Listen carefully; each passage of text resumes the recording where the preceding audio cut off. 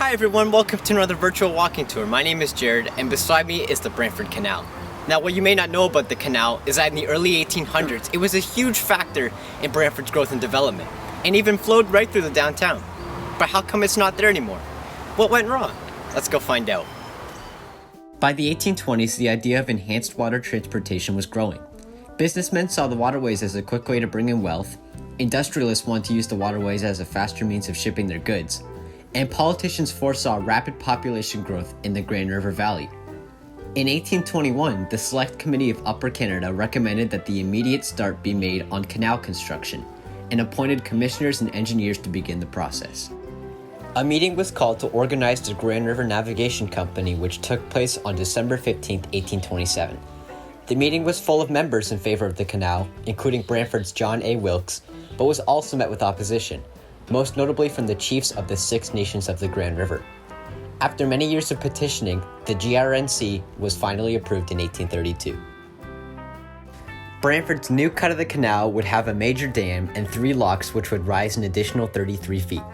The canal would be fed through a flow diverted from the Wilkes Dam just above the fording place. In the downtown today, the canal site has been tiled over and replaced by a roadway and parking garage, all hiding what was once a bustling port with warehouses, railway line, and wharfs along the edge of the canal. The canal ran where the parkade runs and flowed through the open space next to the Labor Center.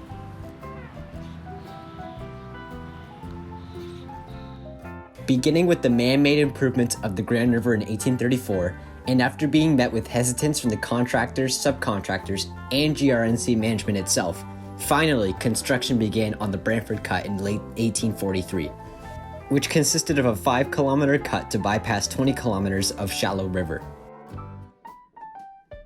The canal did experience a period of prosperity in 1846 and 1847. At the time, unfinished timber was shipped from the area as well as finished lumber ready for construction in the growing cities of the Great Lakes Basin. The area shipped large quantities of plaster of Paris, wheat and flour, whiskey and beer, as well as pork. The tolls for all of this shipping helped greatly. Water privileges also generated revenue as several mills were established along the Grand River.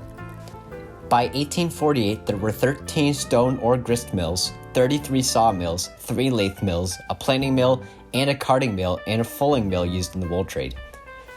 The company also received revenue for storage through land rentals and warehouse space.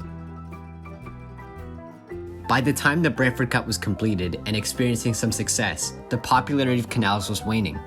There was a new method of transportation that was touted as faster and more convenient than the water because it didn't freeze in the winter, could be built more quickly and easily, and once in motion moved products quicker than ships and barges. This was the railway. By early 1854, a railway line was completed to Brantford, connecting the towns of Goderich and Buffalo traveling through Brantford. In fact, running next to the canal much of the way through the Grand River Valley. This new transportation ended up diverting a large portion of the passenger traffic away from the river as expected, but many industries were finding it quicker to import and export rail rather than using the slower canal system. The legacy of the GRNC had become permanently stained. The company's inability to raise ample funds to maintain the dams, locks, and canals they built along the river, and the surge of popularity and the convenience of the railway both contributed to the collapse of the GRNC. The town of Brantford legally owned the canal and became responsible for its maintenance. Revenues brought in by the GRNC were used to pay court fees and the outstanding interest payments on various loans the GRNC had amassed. The canal works were never used as a major transportation system again. Often remembered by residents as stagnant water and an eyesore, the canal has been an important element in the development of Brantford and the area. The competition of the canal and railway system led to downtown and neighborhood development. Also, the raising of the water level for the canal resulted in the creation of Mohawk Lake, which in turn spawned the creation of a large recreational area, Mohawk Park. And, while part of the original canal is lost, a large part of the Brantford Cut is still present. Efforts to preserve this piece of Brantford history and potentially write a new history for the canal are possible even yet.